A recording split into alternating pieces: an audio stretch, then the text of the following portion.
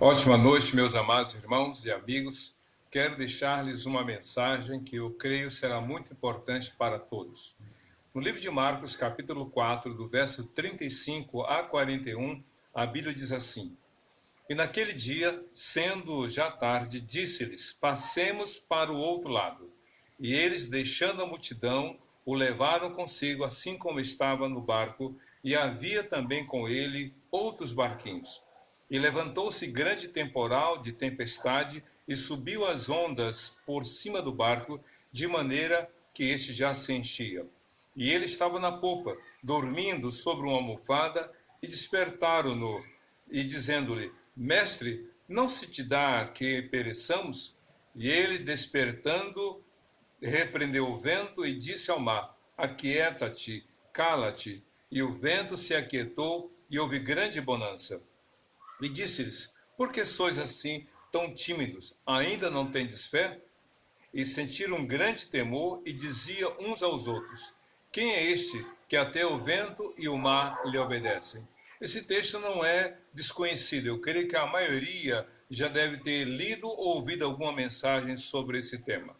O que eu quero destacar aqui para todos, meus queridos irmãos e amigos, diz respeito ao momento que estamos vivendo. Vivemos uma época inusitada.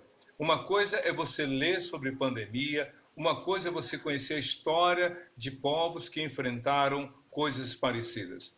Outra realidade é viver isto. Estamos vivendo algo inusitado, algo que jamais alguém da nossa geração tivesse imaginado passar. De igual forma, a Bíblia diz que aqueles apóstolos nunca tinham enfrentado a tempestade. Naquela circunstância, com Jesus no barco. Era algo inédito, era algo, digamos, inusitado.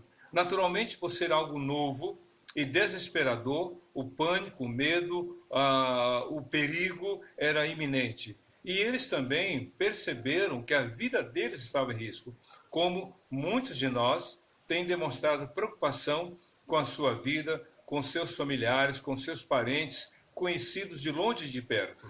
Mas o que nós aprendemos nesse texto? Nós aprendemos algumas coisas importantes. É que tudo que nós enfrentamos, que se nós não tivéssemos uma experiência anterior, é algo novo. Mas para Jesus não. Jesus sabe de tudo. Ele conhece tudo. Uma coisa também muito importante é que diante do ineditismo, daquilo que é novo, que nos assusta, é natural que fiquemos preocupados, ansiosos e até mesmo angustiados. A Bíblia diz que aqueles 12 apóstolos, como se fosse um coro, a uma só voz, foram até onde Jesus estava, que estava dormindo, e disseram: Senhor, não te importas que pereçamos? Eles, os apóstolos, estavam desesperados. Cristo, durante aquela tempestade, estava dormindo. Qual a diferença? Só dorme quem está enfrentando a tempestade? Quem tem ciência, quem tem controle das coisas. Nós, por causa do medo, da ansiedade, da angústia, nem sequer dormimos direito. Ficamos preocupados e nervosos. Quando eles clamaram pelo Senhor, a Bíblia diz que Jesus se levantou, repreendeu o vento e disse ao mar: Aquieta-te, acalma-te. Cristo tem poder para transformar as tempestades da nossa vida em bonança. É interessante observar que diz a Bíblia que outros barcos estavam ali também vivendo o mesmo drama. Isso quer dizer que Deus não tem seus privilegiados. O Brasil está enfrentando a tempestade do coronavírus, do novo coronavírus.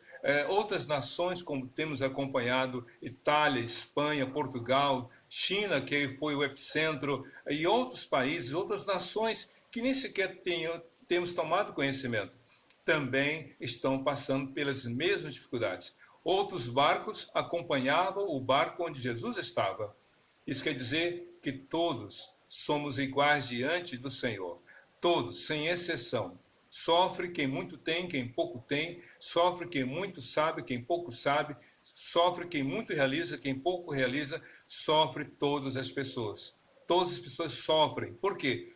Cristo mesmo disse: no mundo tereis aflições. Mas é interessante observar que quando os 12 se levantaram e clamaram pelo Senhor, a Bíblia diz que Cristo se levantou, repreendeu o vento e o mar e trouxe bonança. Ele tirou aquela tempestade, removeu-a daquele lugar e trouxe bonança.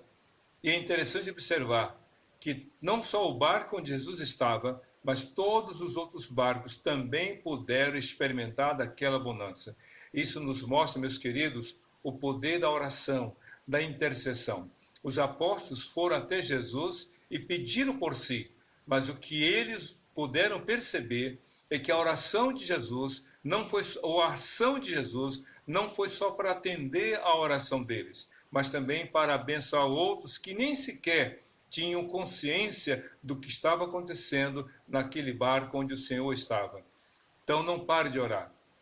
Ainda que você esteja longe de familiares, de parentes, de amigos, não pare de orar por essas pessoas. Exerça o privilégio que Deus nos deu de nós orarmos, porque as bênçãos de Deus para nós também Ele deseja para outras pessoas, para outras famílias.